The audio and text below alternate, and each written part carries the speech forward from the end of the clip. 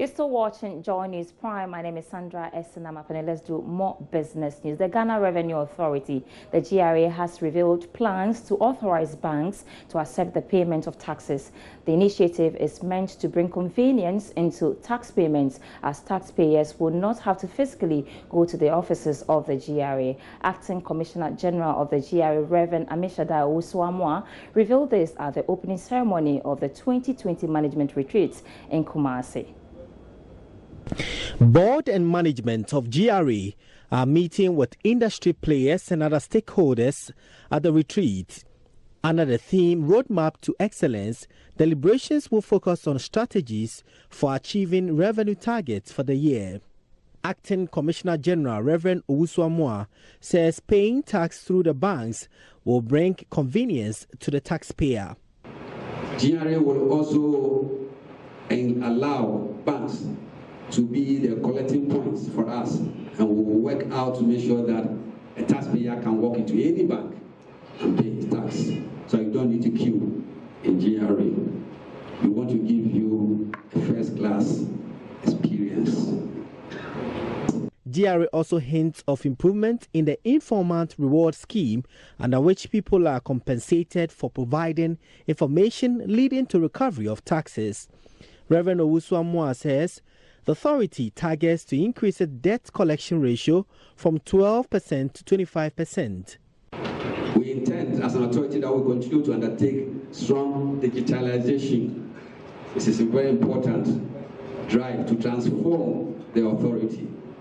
In the course of the year, we will aim that the last year, the automation that we could not do for VAT, we'll do it in the coming year, in this year. This will involve linking teller systems of VAT-registered businesses to a centralized database to ensure that VAT collected is credited to the authority. Board Chairman Professor Stephen Ade says the authority will provide relevant tools, including procurement of 3,000 laptops to enhance staff operations. We want everybody to have a laptop and work not to decorate you at the top of your desks, but to be an instrument for you to work with. And the laptops will all be linked to our server. So what you do on it, we see it. So you won't wait and say that, at the end of the month, I'm calculating whether we have met the target or not. You will see it in real time. Meanwhile, the authority says it will continue to pursue serious digitization as part of its transformation agenda. Prince Apia reporting. Spokesperson for the receiver of defunct microfinance companies and savings and loans, Philomena Kujo, has been justifying the recent low sales experienced at the first auctioning process for vehicles belonging to defunct firms. She describes the process as successful, but added the receiver will be calling back the evaluators to review prices for the remaining vehicles. She spoke to Joy Business at the end of the first process in Accra. With 169 vehicles. As at yesterday, we've done 115 vehicles. So, what are the status of these vehicles? Why do you think, is it that the prices are too high, or why are people not? I believe that people came with their own preconceived prices. So they thought it was going to be that lower than even the market price, I'm very sure. But when they came and they realized it was, it was valued, and that is the prices that the valuer came up with.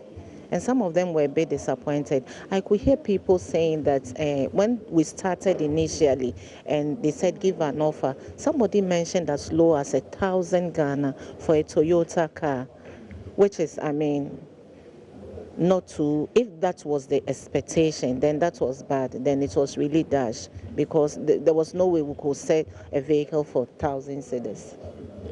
Could you also be that maybe the valuers didn't do a good job? I think they did a good job. If we have sold these number of cars, we've sold about 115, and then we are still selling. I think they did a good job. Honestly, for those that maybe they think were on the high, we will go back to the valuers and they will revalue it. In other news tonight, Ghana's land bill is expected to be passed soon to harmonize laws related to land issues, including land use regulation and enhancing effective management of land in the country. The bill, which was first introduced in Parliament in 2018, was later withdrawn but tabled again before Parliament this year. The technical director for land at the Ministry of Lands and Natural Resources, Ebenezer Kobina-Daxon, is optimistic the bill will be passed before the end of the year. The law, among other things, seeks to consolidate and harmonize in one simplified form about 166 existing laws related to land to regulate land use and enhance effective land management in the country. According to the Technical Director for Lands at the Ministry of Lands and Natural Resources, they are hopeful the bill will be passed before the end of tenure of the current Parliament. We are consolidating all the laws regarding land in the country. Some are obsolete, they will be discarded, and then there are new ones. Given technology worldwide, we need to make our laws relevant globally, and so that's what we are doing. We are bringing in customary laws as well, and also looking at the land sector agencies, their roles, and etc. So it is a comprehensive law that will deal with all our land issues from one document. The bill right now has gone beyond the Lands Commission and the Ministry of Lands and Natural Resources. It's at the floor of Parliament for the second reading, so it is a matter for Parliament to deal with.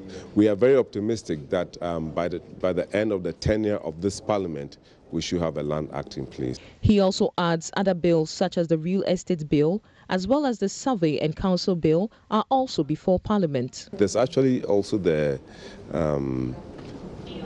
Survey Council Bill, which is also being worked on now. So all of them are at various stages, and you know, when it's in Parliament, they have their own schedules, and so we cannot determine the completion date.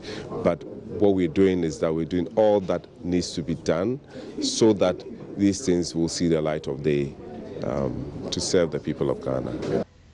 For Joy Business, Sheila Tamaklu reporting. The Multimedia Group Limited is celebrating 25 years of media excellence. We say thank you so much for choosing us. You can follow all our news updates on our website, myjoyline.com/business. My name is Sandra Essenamapen. Enjoy a weekend and keep watching Joy News. We are free to air.